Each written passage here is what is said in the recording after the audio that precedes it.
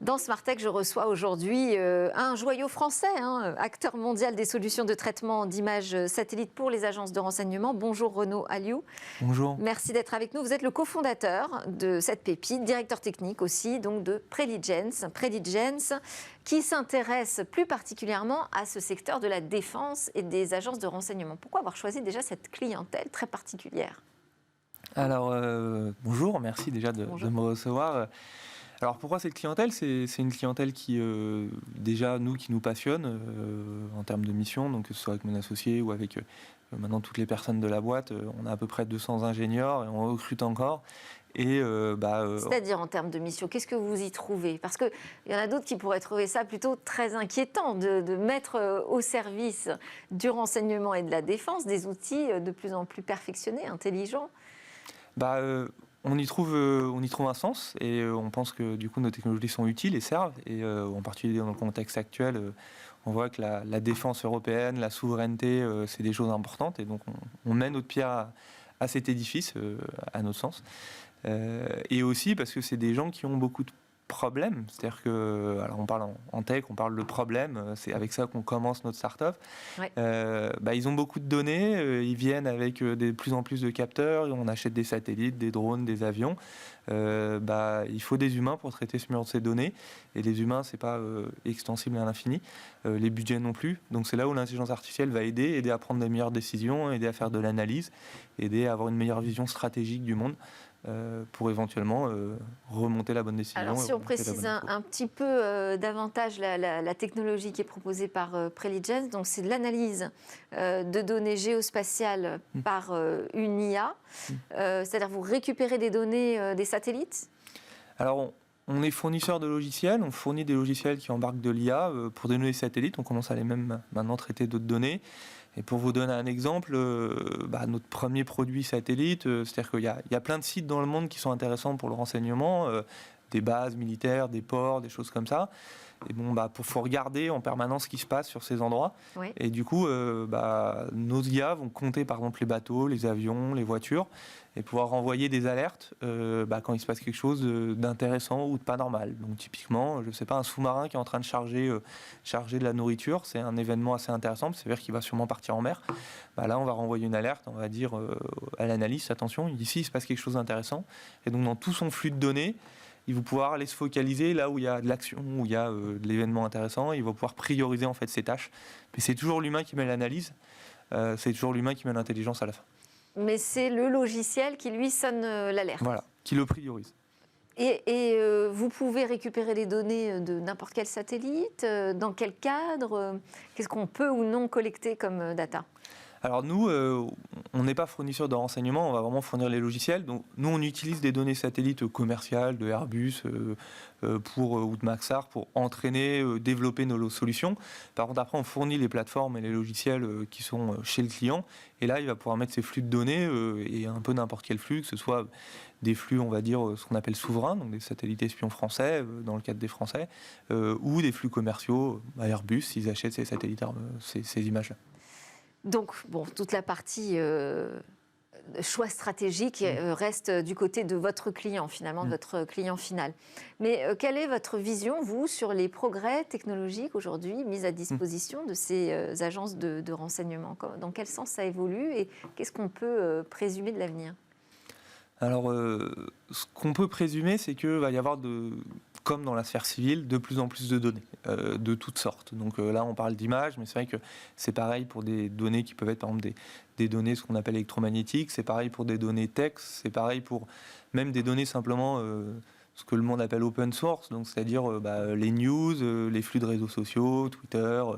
Toutes ces données en masse, elles arrivent de plus en plus. Et donc, pour des gens qui prennent des décisions stratégiques ou militaires, ou donner des options, parce que le but du militaire et du renseignement, c'est de donner des options aux politiques, il va falloir être de plus en plus réactif pour décider. C'est ça, le monde va de plus en plus vite. Et prendre ces informations et pouvoir agir dessus. Mais le problème, c'est peut-être même un surplus de données. C'est-à-dire voilà. Tout ce bruit, comment on fait pour s'y retrouver ? L'IA est super forte pour ça. C'est-à-dire trouver l'aiguille dans une botte de foin. L'IA, il faut lui poser une question très précise. Donc, il faut savoir ce qu'on cherche. Il faut un peu savoir ce qu'on cherche. Et donc, il faut savoir soit ce qu'on cherche, soit trouver les choses qui sont un petit peu pas normales. Donc, on va avoir toutes ces infos, tout ce bruit, et l'IA va nous aider à dire « Ah, dans ce bruit, attention, il y a un truc intéressant là, va peut-être regarder ». Et donc, c'est là où on voit, nous, l'IA comme quelque chose d'indispensable dans le futur pour prendre des meilleures décisions, pour aider le militaire et à la fin le politique à prendre les décisions. C'est-à-dire qu'il va falloir trier toutes ces données. Et ça a vraiment bougé ces dernières années dans ce domaine ? Oui, ça... Parce que moi, je me rappelle de sujets que j'ai traités il y a très longtemps, autour d'échelons et tout ça. Enfin, on a l'impression que les écoutes numériques ne sont pas d'aujourd'hui. Non, c'est pas d'aujourd'hui, même les satellites. Qu'est-ce qui a changé ? Qu'est-ce qui a progressé ? C'est vraiment le volume. C'est-à-dire que même les satellites, les premiers satellites espions américains, ils datent des années 60. Ouais. Sauf qu'aujourd'hui, on a, par exemple, en termes, si on regarde que les données satellites, on a une explosion de 10 ou 20, que ce soit dans les propriétaires, le militaire, que ce soit dans le commercial, sur 5-10 ans, du volume de données qui tombe. Et on le voit dans nos vies quotidiennes aussi, on a de plus en plus d'informations, de flux, etc. Donc c'est exactement pareil.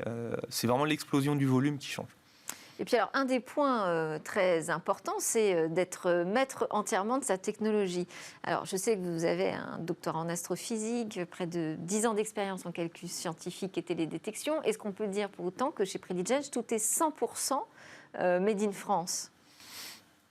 Alors, comme tout le monde, on utilise l'ordinateur, on utilise des outils qui doivent... On a Windows, donc tout ne peut pas être made in France. Ce qui est important, c'est qu'aujourd'hui, on a pu développer une technologie qui est unique, qui est Made in France, qui est propriétaire, avec... Mais vos intelligences artificielles sont entraînées sur des données qui vous sont propres ? Elles sont Les algorithmes sont purement produites par Preligens ? Par Preligens, oui. D'accord. Donc tout est propriétaire, donc c'est une technologie complètement, on va dire, souveraine, ce qui ne veut pas dire qu'on ne l'exporte pas. Hein. Comme le Rafale, on l'exporte beaucoup, Preligens, on l'exporte, et avec la bénédiction du gouvernement français, chez des clients choisis. Mais du coup, oui, on a aujourd'hui une technologie propriétaire qui dépend que de la capacité de la France. Et qui est capable de traiter autant de données que les concurrents américains ? Je dirais même plus, parce qu'aujourd'hui, on n'a pas peur de le dire, qu'on est leader mondial sur nos sujets. Le sujet de l'IA pour la défense et le renseignement, on n'est pas les seuls. Il y a quelques d'autres sociétés, en partie aux États-Unis, qui se lancent. Par un bout différent, elles n'ont pas honnêtement pris par la même direction. Des fois, elles sont plus orientées sur le capteur, des fois, elles sont plus orientées sur le hardware. Dans le domaine aujourd'hui qu'on traite, on n'a pas de solution vraiment très concurrente.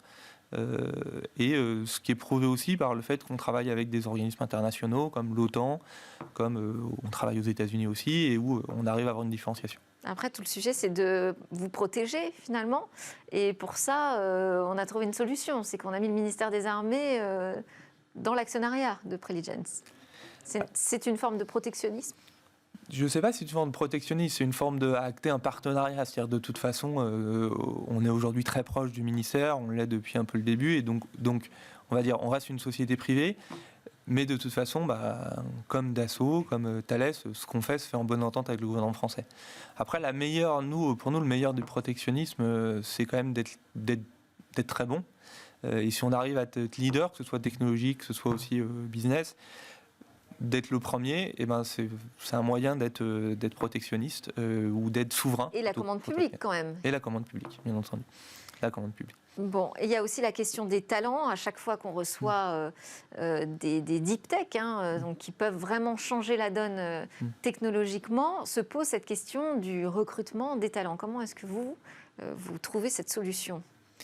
Alors, comme beaucoup de scale-up, le mot est français, on est en très forte croissance, on recrute aujourd'hui plus de 120 personnes. Donc on arrive à attirer des très forts talents grâce à la mission, grâce aussi à la différenciation technologique qu'on a. On a un sujet très technique, donc qui attire des gens passionnés par la technique, passionnés par le milieu de la défense et l'IA. Et paradoxalement... qui viennent d'où ? De grandes écoles, d'universités. Vous recrutez à l'international, parce qu'aujourd'hui on peut avoir des équipes un peu partout dans le monde. On a des équipes aux États-Unis, des équipes en Asie, en Asie du Sud, plutôt Japon, Singapour, et des équipes aussi des bureaux commerciaux dans différents pays européens. Donc on recrute beaucoup. Aujourd'hui, quand même, la majorité des recrutements se font à Paris ou en France, puisqu'on fait du télétravail. On a le vivier suffisant, on a les bonnes formations en France ? Il y a des pénuries, comme tout le monde, en particulier dans les métiers du product management et du logiciel. On essaye de se démarquer, on y arrive bien. Mais c'est vrai c'est des métiers qui sont assez pénuriques et peut-être que justement les formations devraient être amenées à évoluer un petit peu pour arriver à suivre la demande de la tech. Bon, eh bien, on va suivre ça. Peut-être qu'à la rentrée, il y aura des choses qui se passeront. Merci beaucoup, Renaud Alliot. Je rappelle que vous êtes le cofondateur et le directeur technique de Preligens, ou Preligence, comme on veut. Hein. C'est une entreprise française à l'international. Merci beaucoup. C'est l'heure du débrief dans Smart Tech. On va parler de l'actu.